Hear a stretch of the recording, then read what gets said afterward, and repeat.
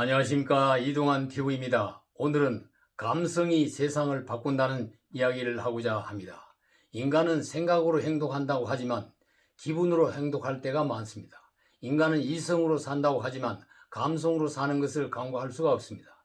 이성에 의한 판단도 중요하지만 감성에 의한 행동이 더 중요할 때도 있습니다. 부부싸움이 칼로 물베기라고 하는 것은 논리적 대립이 아닌 정서적인 갈등이기 때문에 바로 서로 좋아질 수가 있게 된다는 것입니다. 회사는 사장의 기분과 사원의 사기가 경영의 성패를 좌우하기도 합니다. 다니엘 콜먼은 심리학자이면서 경영사상가입니다. 미국 과학진흥회 특별회원으로 활동했습니다. 하버드 대학에서 박사학위를 받고 겸임교수를 했습니다. 뉴욕타임스에 12년간 뇌와 행동과학에 대한 글을 기고했으며 프리처상 후보로서 2차례나 올랐습니다. 미국 심리학회의 평생공로상을 수상했습니다. 2008년 월스트리트 저널의 가장 영향력 있는 경영사상가로 선정되기도 했습니다. 그는 감성지능이라는 개념을 만들어 IQ보다 EQ가 더 중요하며 EQ는 학습을 통해 개발할 수 있다는 주장을 하였습니다. 교육의 패러다임을 새롭게 바꾸게 시도한 것입니다. 감성지능의 개념을 통한 인류가 감성 능력을 재인식하고 이를 효과적으로 관리할 수 있도록 지혜와 자신감을 제공했습니다. 그 후에 사회지능과 에코지능 등의 연구에 집중했으며 그 토대 위에 신작 포커스가 탄생했습니다. 그 역작 감성지능은 타임이 선정한 가장 영향력 있는 경영서 25권 중 하나로 뽑혔습니다. 1년 반 동안 뉴욕타임스 베스트셀러 목록에 이름을 올렸으며 40개 언어로 번역되고 600만 권 이상 팔렸다고 합니다. 다니엘 콜먼은 그의 저서 감성지능에서 감성지능의 구성요소를 5가지로 나누었습니다. 첫째, 자기의 감성을 지각하는 능력이다.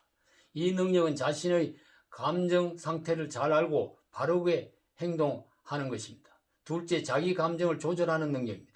자신의 감정에만 충실하여 충동적으로 행동한다는 것입니다. 셋째, 자기 동기부여 능력입니다. 이런 능력이 높은 사람은 주의 집중을 잘 한다는 것입니다. 넷째, 타인의 감성을 지각하는 능력입니다. 상대방의 감정 상태가 나타난 이유를 잘 이해할 수 있다는 것입니다. 다섯 번째, 대인관계 조절 능력입니다. 이 능력은 상대방을 잘 이해하고 갈등을 조정하고 협상을 이끌어내는 능력을 말합니다. IQ는 주로 수리와 언어의 능력으로 공간적인 능력 등을 측정합니다. 그러나 감성지능인 EQ는 인간의 감성을 바탕으로 대인관계와 포용 능력을 말합니다.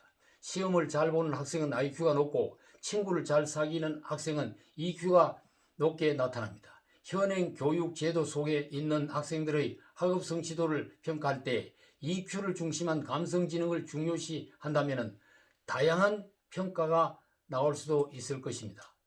감성지능 분야를 교육의 중요한 영역으로 다루고 연구하고 개발해 감성지능 교육을 시행한다면 새로운 인재 양성의 사회 진출을 시키고 세상을 놀랍게 변화시킬 수 있을 것입니다. IQ를 중심한 지식 위주의 주입식 교육의 폐단이 청소년들을 입시지옥에 몰아넣고 헬조선, N4 세대를 만들고 OECD 국가 중에 자살률이 1위의 국가가 된 것입니다.